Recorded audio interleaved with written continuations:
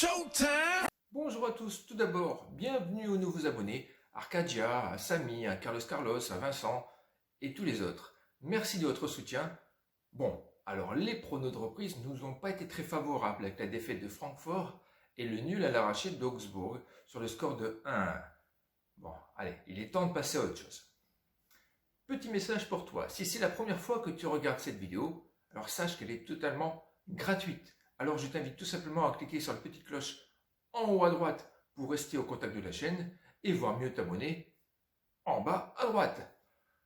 Et pour le pouce bleu, tu fais ce que tu veux, mais comme d'habitude, dans ce sens-là, c'est pas le sens des rageux.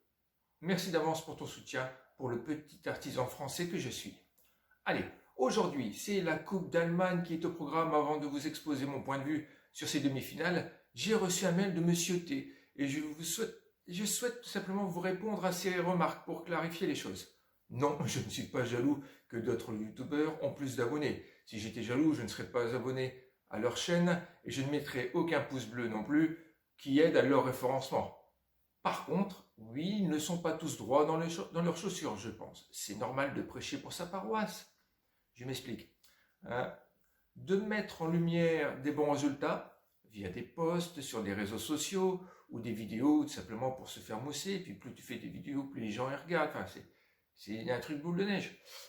Et surtout de laisser dans l'ombre les échecs, leurs résultats de bankroll réels. Combien sont les youtubeurs qui laissent leur bankroll, qui les mettent à jour? Et pour finir, monsieur T, un petit conseil. Si vous êtes un mouton, attention au loup. Si vous avez des questions, vous avez mon mail dans la description. Faites-vous plaisir, j'y répondrai dans la mesure du possible, sans tabou et surtout sans cibler les confrères.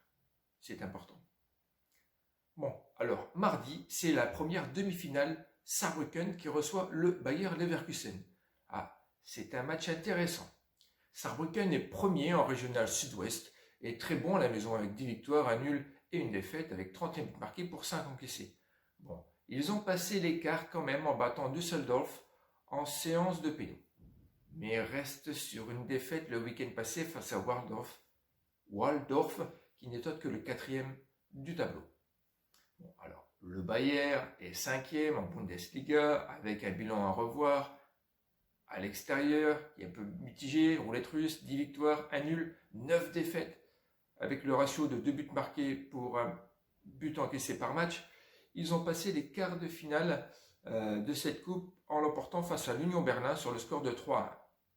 Bon, on l'a vu ce week-end, le Bayer s'est incliné tout simplement face au Bayern sur le score de 4-2. Question motivation, c'est simple. Saarbrücken, un club de 4e division, veut bouffer le Bayer. Et le Bayer voudra tout simplement faire respecter la hiérarchie du football allemand pour une première confrontation. Mercredi, c'est donc la seconde demi-finale.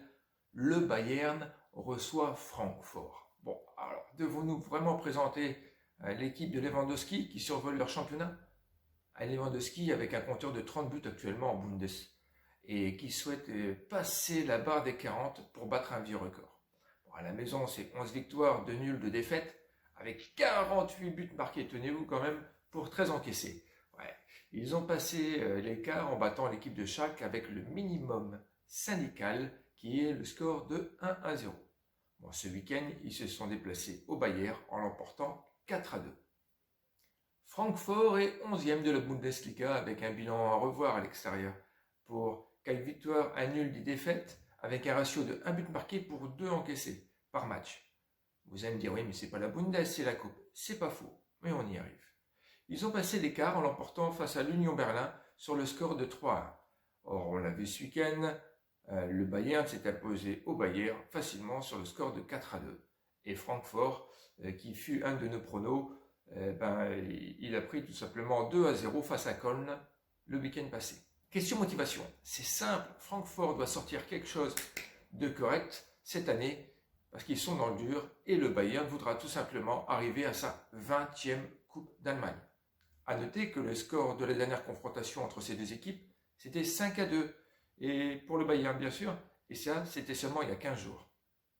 Le prono de la chaîne sera tout simplement un combiné avec plus de buts en seconde mi-temps à la cote de 1,75 pour mardi car Saarbrücken et le Bayer marquent et encaissent 80% de leur but en phase de coupe en seconde mi-temps. Et de l'autre côté, pour l'autre rencontre, c'est un plus de 3 buts à la cote de 1,60, car nous devrions avoir un jeu ouvert entre le Bayern et le Francfort, soit un combi à une cote sympathique de 2,80. Je pense que cela peut passer. Et vous, qu'en dites-vous? Merci de votre fidélité et surtout d'avoir regardé cette vidéo jusqu'au bout. N'oublie pas de laisser ton commentaire sur cette vidéo pour me faire avancer, c'est très bien. Je vous dis tout simplement bon match et surtout bonne semaine. Prenez soin de vous. Bye.